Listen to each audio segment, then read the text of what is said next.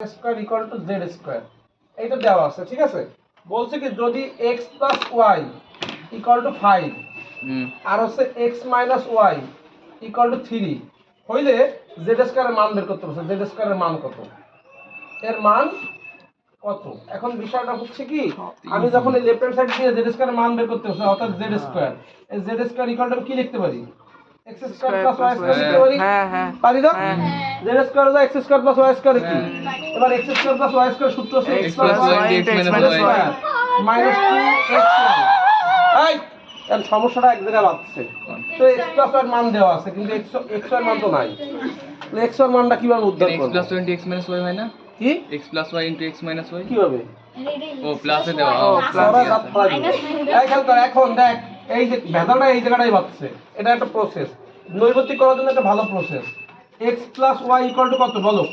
5 আর x minus Y equal to 3 plus এই y y কাটা, 2x ইকুয়াল টু কত?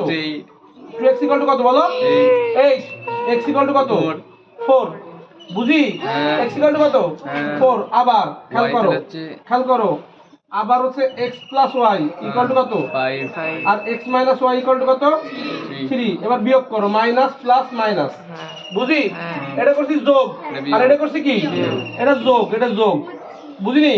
আর এটা কি বিয়োগ, খেয়াল করো। তো বিয়োগ করলে এবার এই minus Y minus x plus x কি কাটা, তো y y সমান কত? 2y ইকুয়াল টু কত? 2 ওই 2 না, ও হ্যাঁ 5 থেকে 3 বিয়োগ করলে কত থাকে? 2 by y equal to 1 y equal to 1। এবার x এর মান কত পাইছো আর y এর মান, তাহলে প্রদত্ত রাশিতে মান বসিয়ে পাই, প্রদত্ত রাশিতে মান বসিয়ে পাই। এই খেয়াল কর, তাহলে কি হলো বল, x প্লাস y এর মান কত আছে? 5, তাহলে 5 এর কি স্কয়ার মাইনাস 2 ইনটু x এর মান কত পাইছিস? 4 ইনটু কত? 1 সমান 5 5 25 মানে 4 দুগুণে কত? 8 8 কে 25 থেকে 8 বিয়োগ করলে কত থাকে? কত? 17। এটাই आंसर স্যার হ্যাঁ, এটা হচ্ছে x plus y equals to